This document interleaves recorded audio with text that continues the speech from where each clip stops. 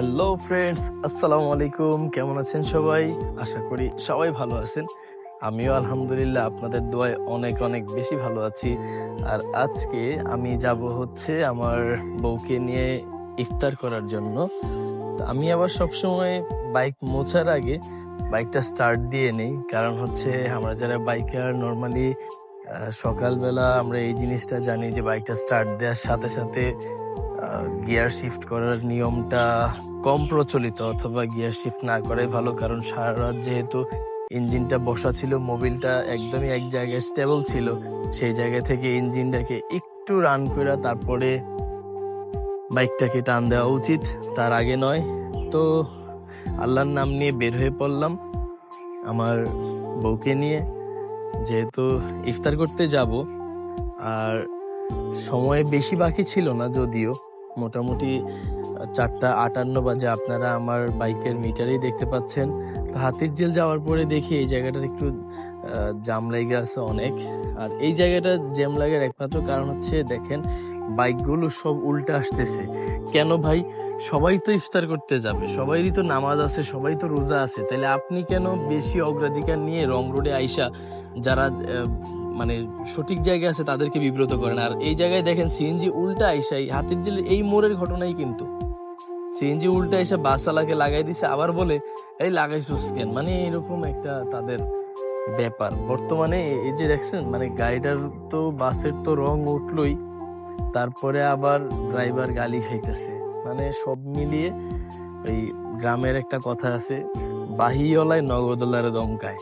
মানে যে বাকি খায় আর নগদ যে খায় হ্যাঁ হেরে দমকাইতেছে।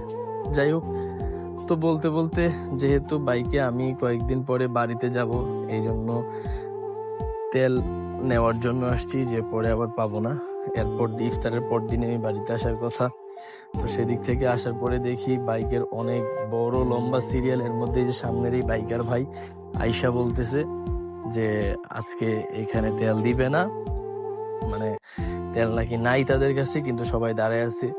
তো ঝগড়াঝাটি চলতেছিল। আমি আর বেশি ওয়েট না করে সামনে আরেকটা পাম্পে আসছি, মহাখালীর পাশেই এই পাম্পটা। তো এখানে আসার পরই দেখি এত বড় সিরিয়াল, আমি আমার বউকে নিয়ে আর ইফতার করা হবে না। এই যে দেখছেন কত বড় সিরিয়াল।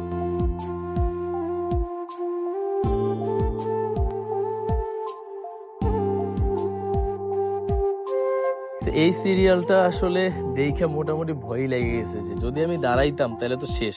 কিন্তু মজার ব্যাপার এই যে এইখানে সিরিয়ালটা শেষ, এই জায়গাটাতে এসে মজার একটা ঘটনা ঘটতেছে, যেটা হচ্ছে ওনারা বলতেছে তেল নাই, কিন্তু বাইকারদেরকে ওনারা বলছে যে আপনারা ওয়েট করেন, তেল আমরা দিচ্ছি। তো এইখানে এটা নিয়ে অনেক ঝামেলা চলতেছিল, কথাবার্তা কাটাকাটি হইতেছিল, কিন্তু কিছু করার নাই, এরা ওনাদের খুশি। বলতে বলতে তেল নেওয়া ছাড়াই চলে আসছি পার্কিং এর এইখানে। আমি আমার ওয়াইফকে নামাইয়া দেই, নামাইয়া দেওয়ার পরে আমি একাই পার্কিং এ চলে যাই, যেহেতু সময় ছিল না। মানে মোটামুটি একদমই শেষ টাইমটাতে যেহেতু আমরা গেছি, এই জন্য একটু তাড়াহুড়া তো করতে হবে। আসার পরে একটা সিটও ফাঁকা ছিল না।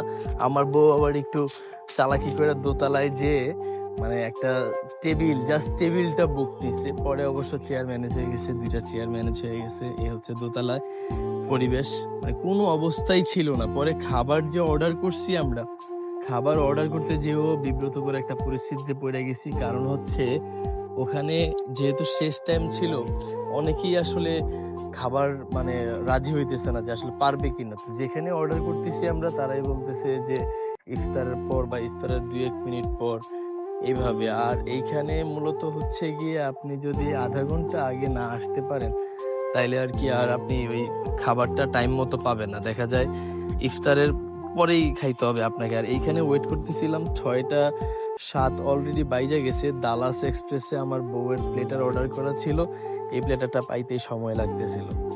তো সব মিলিয়ে ওই দিন ইফতারটা ভালোই লাগছে। আজানের আগ পর্যন্ত সবাই অনেক হই হুল্লোড় করতেছিল, যেই আজান দিতে সবাই মনোযোগ সহকারে খাইতে বসে গেছে। এটাই আসলে আমরা মুসলমান, সারাদিন রোজা রাখার পরে খাবার খেয়ে আনন্দটা ভাগাভাগি করে নেই। আসসালামু আলাইকুম।